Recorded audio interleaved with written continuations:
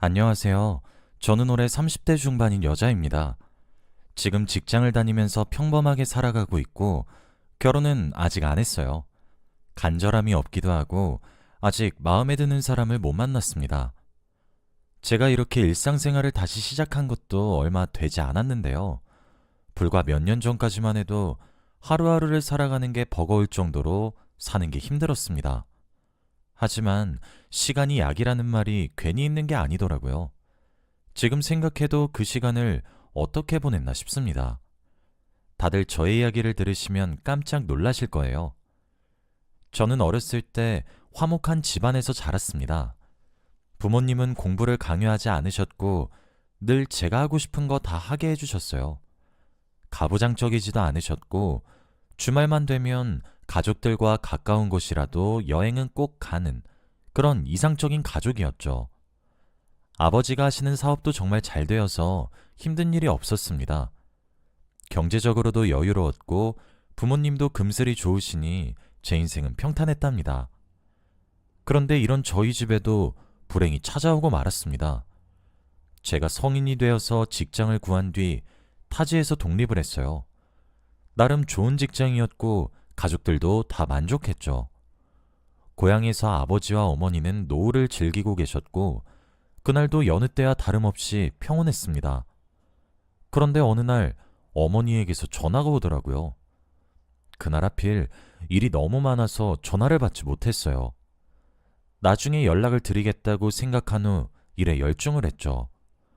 그러다가 밤이 되었고 어머니는 계속해서 전화가 왔습니다. 결국 어머니가 전화를 하신 지 몇 시간이 지나고 나서야 전화를 받을 수 있었죠. 그런데 전화를 받자마자 어머니가 하신 말씀은 정말 충격적이었어요. 너 왜 이제 전화를 받아? 어? 왠지 운 것 같은 목소리로 말을 하셨고, 저는 너무 놀라서 무슨 일이냐고 물었죠. 그런데 어머니는 말을 잇지 못하셨고, 계속 눈물만 흘리셨습니다.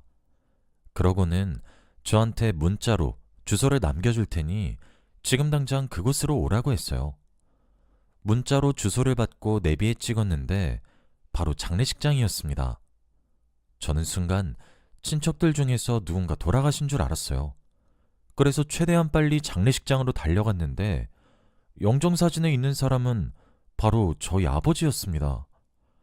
어머니는 상주복을 입고 저를 보자마자 엉엉 우셨고 저는 상황 파악이 되지 않았어요. 도대체 어떻게 된 상황이냐고 묻고 따지니 어머니는 그제서야 말해주셨습니다. 저에게는 말을 하지 못했던 아버지의 비밀을 말이죠. 바로 아버지가 위암이셨다고 해요. 일부러 제가 걱정만 할까봐 어머니만 알고 계셨다고 합니다. 주기적으로 병원도 가고 했는데 이렇게 빨리 전이가 될 줄은 몰랐다고 해요. 병원에서도 아직 살 날이 많이 남았다고 했는데 갑작스레 세상을 떠나셨대요. 저에게 아버지가 아프다는 소식을 전할 참이었는데 뭐가 그리 급하셨는지 하필 그쯤에 아버지가 쓰러지셨다고 합니다. 결국 응급실에 갔지만 이미 세상을 뜨신 후였다고 해요. 저는 어머니의 말을 듣고 정신이 혼미해졌습니다. 제가 조금만 더 고향에 자주 내려가서 얼굴도 뵙고 전화도 드렸으면 알 수 있었던 사실을 이제야 알았으니 말이죠. 저는 딸이라고 할 자격도 없었습니다. 아버지의 시신은 정말 말라 있었어요. 제 기억의 아버지와 너무 달랐습니다. 아버지에게 관심이 조금만 있었다면 아버지가 돌아가지 않으셨을 거라고 생각했죠. 엄청난 죄책감이 들었고 아버지에게 죄송한 마음 뿐이었습니다. 저희 집은 그날부터 불행의 연속이 시작되었어요. 저와 어머니는 예상치 못한 아버지의 죽음을 받아들이지 못했습니다. 둘 다 너무 힘들어했어요. 하지만 저는 이제 어머니를 혼자 남겨둘 수는 없었습니다. 아버지 없이 혼자 계실 어머니가 너무 걱정이 되었고 아버지가 돌아가시고 나니까 어머니에게 잘해드려야겠다는 생각이 들더라고요. 그래서 정말 지극정성으로 모셨습니다. 연락도 자주 드리고 고향에도 주말마다 방문하면서 어머니의 말동무가 되어드렸죠. 처음보다 어머니가 우울해하시는 것이 많이 줄어들긴 했지만 그래도 어머니의 빈자리는 채워드릴 수 없었습니다. 딸로서 최선을 다했지만 결국에는 어머니 옆자리가 비어 있으니까요. 그렇게 한 달, 두 달이 지났고 어머니는 점점 나아지는 것 같았어요. 제가 고향에 자주 방문해서 말동무도 해드리고 같이 여행도 다니면서 그런 줄 알았어요. 그런데 어머니가 나아지신 것이 저 덕분이 아니었습니다. 제가 주말에 방문한 어느 날 모르는 남자가 어머니 집에 있더라고요. 처음 보는 사람이었는데 어머니가 소개시켜 주었습니다. 그 사람은 바로 어머니가 만나고 있다는 남자였어요. 그날 저는 엄청나게 놀랐어요. 만난 지 조금 됐다고 했고 어머니가 힘들 때마다 옆에서 위로도 많이 해주셨다고 하더라고요. 그 남자 덕분에 상처를 치유할 수 있었다고 합니다. 저는 너무 충격적이었고 할 말을 잃었어요. 솔직히 저는 아직 아버지를 보내지 못했어요. 그런데 아내인 어머니는 아버지가 돌아가신 지 얼마 되지도 않았는데 금세 다른 남자를 만난다고 하니까 이해가 되지 않더라고요. 그리고 옆에서 지켜본 그 남자는 제 마음에 들지 않았습니다. 어머니보다 나이도 어린 사람이었는데 약간 챙김받는 스타일이시더라고요. 저희 어머니가 밥도 해주고 용돈도 주고 그랬습니다. 저는 어머니를 감싸주는 듬직한 사람을 만났으면 했는데 어머니가 챙겨줘야 하는 사람을 만나니까 마음에 들지 않았어요. 그래서 그 남자를 환영해주지는 못했습니다. 그리고 굳이 왜 저희 어머니와 사귀는지 이해가 되지 않았어요. 저희 어머니는 결혼까지 했던 여자고 자식까지 있습니다. 어머니가 또래분들에 비해 아이를 빨리 낳으셔서 많이 젊은 편이긴 하지만 그래도 40대 후반이셨고 그 남자는 나이가 많이 어려서 더 좋은 여자를 만날 수 있을 것 같았어요. 그때 제 머릿속에는 오로지 돈밖에 없었습니다. 어머니가 아버지가 돌아가신 후 유산을 많이 받았어요. 그래서 그걸 노리고 저희 어머니를 이용하는 건 아닐까 싶었어요. 인상도 좋지 않았고 계속 어머니한테 용돈을 타서 쓰는 것도 거슬렸습니다. 그런데 제가 그 사람이 마음에 들지 않는 건 아무 상관없었어요. 어머니가 그 남자한테 아주 푹 빠지셨습니다. 하루 종일 싱글벙글 웃고 다녔거든요. 이렇게까지 좋아하시는 걸 보니 제가 선뜻 헤어지라고 말을 할 순 없었습니다. 그런데 그날 어머니와 그 남자분은 정말 충격적인 소식을 전하셨어요. 바로 두 분이서 결혼을 한다고 했습니다. 어머니는 자신이 너무 힘들 때 이 사람이 옆에 있어줘서 결혼을 하고 싶다고 생각했다며 말리지 말라고 했어요. 아버지가 돌아가신 후 혼자 너무 외롭고 힘들었는데 이제는 그렇게 되기 싫다고 말이죠. 앞으로 남은 인생은 그 남자와 보내고 싶다고 하셨습니다. 그러면서 저보고 그 아저씨한테 아빠라고 부르라고 하더군요. 저는 어머니한테 조금 실망했습니다. 그 아저씨를 저는 그날 처음 뵙고 마음에 들지 않았어요. 그리고 아버지의 죽음을 아직 받아들이지 못했는데 새아빠라뇨? 저는 그 자리에서 심통이나 결국 못된 말을 내뱉고 말았습니다. 엄마 미쳤어? 새아빠라니? 아직 아빠 죽은 지 얼마나 됐다고 덜컥 다른 남자를 데려와. 엄마 이런 여자였어? 나한테 아빠는 한 명뿐이야.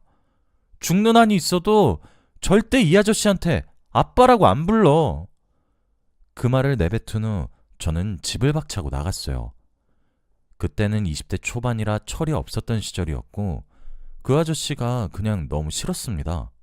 그날 이후로 저는 고향에도 잘 안 내려가고 어머니한테 연락도 잘 안 드렸어요. 제가 이렇게 나오니 어머니가 먼저 연락을 하시더라고요. 저녁마다 연락이 오셔서 그 아저씨와 있었던 일들을 말하시면서 좋은 사람이라고 했습니다. 그러면서 두 분이 지금 동거를 하고 있다고 했어요. 정말 어처구니가 없었고 제대로 그 사람을 알아보지도 않고 같이 산다는 어머니가 너무 미웠습니다. 그뿐만 아니라 불과 몇 달 전까지만 해도 안방에는 아버지가 있었는데 이제 그 아저씨가 아버지의 자리를 치고 들어온다고 하니까 더 싫어지는 거 있죠. 그래서 더 기분 나쁜 티를 팍팍 냈습니다. 제가 매일 전화로 못된 말을 하고 그 아저씨 싫다고 말을 하니 어머니도 참다 못해 화를 내시더라고요.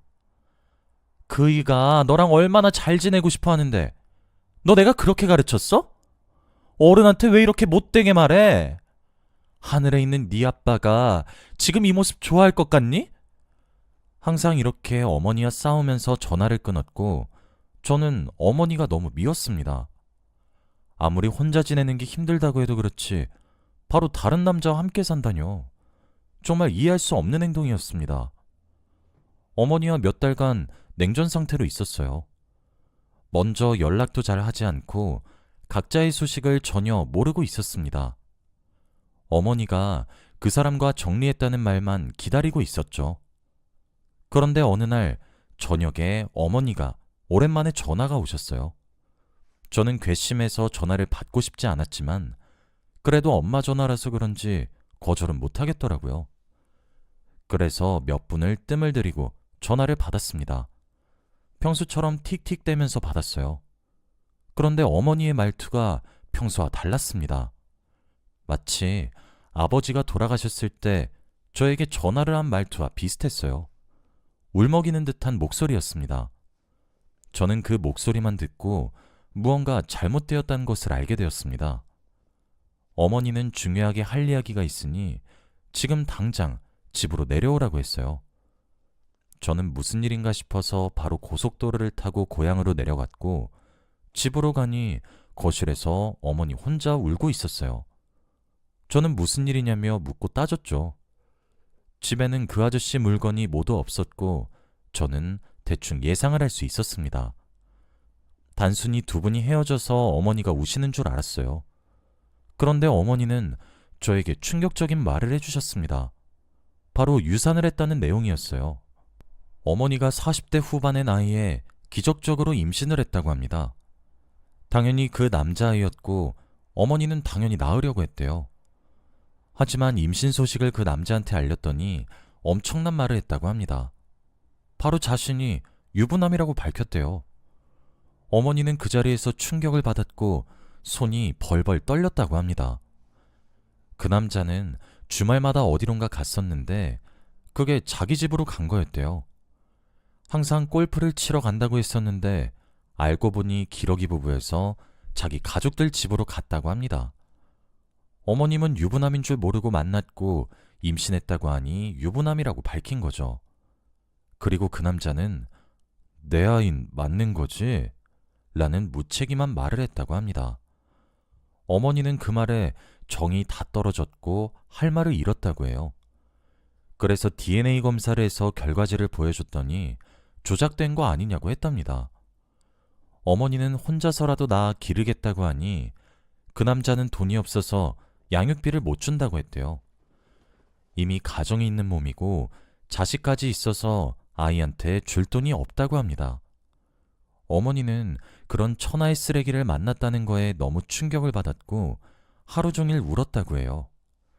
그 남자는 아무 일 없다는 듯이 원래 집으로 돌아가서 잘 살고 있다고 합니다. 어머니는 결국 유산을 했고 자신이 아이를 죽였다는 생각에 죄책감에 시달리고 있었어요. 저는 어머니의 말을 다 듣고 손이 바르르 떨리면서 식은땀이 났습니다. 그날 살면서 그렇게 화나본 적은 처음인 것 같아요. 정말 지금 당장이라도 찾아가서 때려 죽이고 싶은 마음이었습니다. 제가 찾아가겠다고 어머니한테 화를 내니 어머니가 저를 막더라고요. 그런 쓰레기는 상종도 하면 안 된다고 했고 어머니는 지금 아이를 유산한 슬픔이 더 크대요. 그래서 그 사람 생각은 하나도 안 난다고 합니다. 저는 그날 어머니 옆에서 눈물을 꾹 참았어요. 어머니가 너무 안타깝고 그 남자한테 너무 화가 나서 눈물이 나더라고요. 그런데 어머니는 저한테 있었던 일들을 다 털어놓으니 마음이 더 사무친 것 같았습니다. 그날 이후로 더 힘들어 하셨거든요. 제가 월차를 내고 며칠 동안 고향에서 어머니 옆에 있어드렸는데 어머니는 나아지지 않았습니다.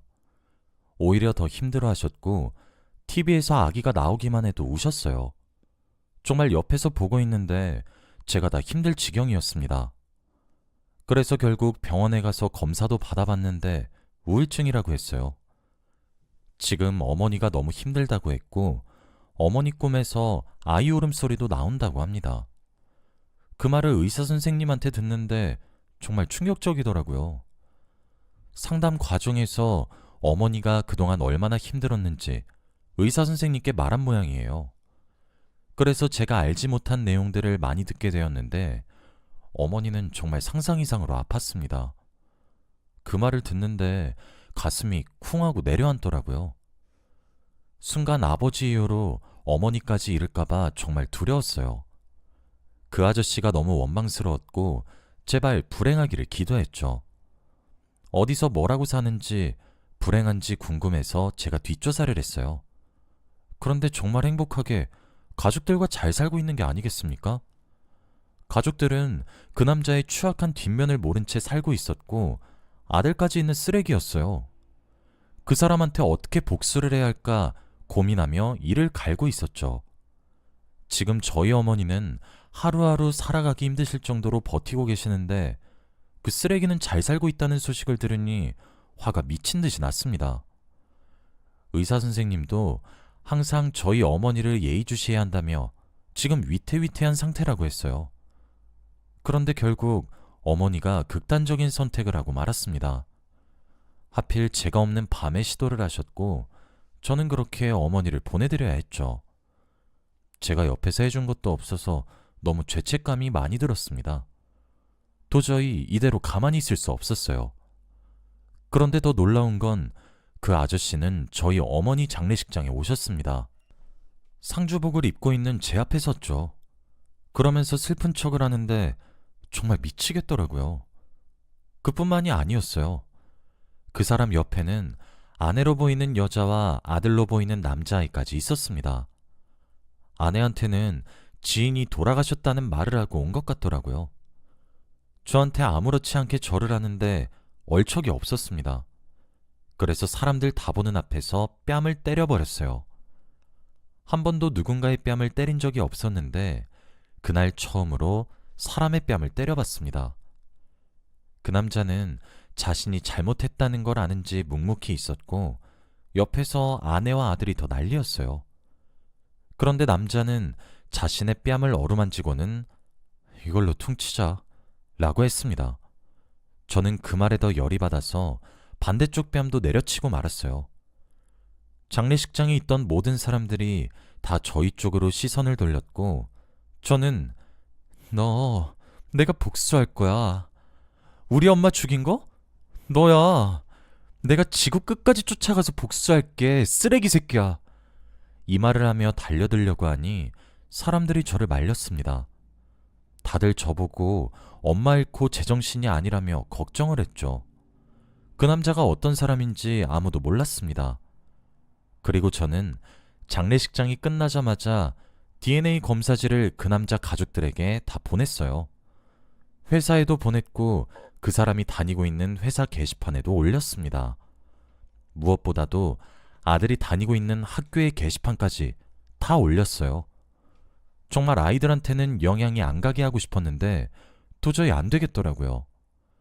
그리고 저희 어머니와 있었던 일을 토시 하나 빼놓지 않고 다 설명했습니다. 간략하고 바로 알아들을 수 있게 썼어요. 제가 이렇게까지 하니 그 사람이 먼저 연락이 오더라고요. 제발 멈춰달라고 하면서 말이에요. 그렇지만 저는 멈출 생각이 없었습니다. 어머니 대신해서 제가 복수를 하는 건데 아직 시작도 안 한 거라고 생각했거든요. 네 아들 결혼한다고 하면 사돈될 사람한테도 이거 보낼 거고 결혼식장에 오는 하객들한테도 다 뿌릴 거야. 평생 따라다닐 거니까 각오해. 그리고 저는 그 남자의 연락을 받지 않았습니다. 몇 달 뒤 뒷조사를 또 했어요. 그 남자가 과연 어디서 뭐라고 사는지 불행한지 궁금했습니다. 그런데 정말 다행히도 제가 원하는 대로 흘러갔어요. 그 남자는 이혼을 당하고 결국 아들도 못 보게 되었다고 해요. 뿐만 아니라 회사에서도 잘려서 지금 매일 아침마다 일용직을 구하는 구직센터로 간다고 하더라고요. 뒤에서 몰래 정보를 캐는 게 바보 같긴 했지만 그래도 이렇게라도 이 사람이 불행한 걸 알게 되니 정말 통쾌하더라고요. 어머니 대신 제가 복수를 했다는 생각에 고소했습니다. 지금 생각해도 사람이 왜 이렇게 못됐나 싶어요. 가정을 버리고 다른 여자를 만나는 것으로 모자라서 못된 말까지 하다뇨. 그 남자는 첫인상부터 별로였는데 이렇게라도 끝내서 정말 다행인 것 같습니다. 하늘에서 어머니와 아버지가 만나서 행복하게 지내시고 계신다고 생각하려고요. 어머니가 얼른 아버지를 뵙고 싶어서 일찍 가신 거라고 생각합니다. 이 일이 있고 나서 당시에는 너무 힘들었어요. 아버지를 보낸 지 얼마 되지 않아서 어머니까지 보내니 삶의 의욕이 사라지더군요. 그래도 정말 시간이 약이라는 말이 괜히 있는 게 아닌가 봐요. 몇 년이 지나서 30대 중반이 되니까 지금은 이 생활에 적응이 되었어요. 일상생활도 적응했고 매년마다 부모님 제사도 잘 지내고 있습니다. 다들 저의 이야기를 들으시고 이성 잘 만나시길 바래요. 못된 사람들 안 만나시길 바랍니다. 저의 이야기는 여기까지예요. 들어주셔서 감사합니다.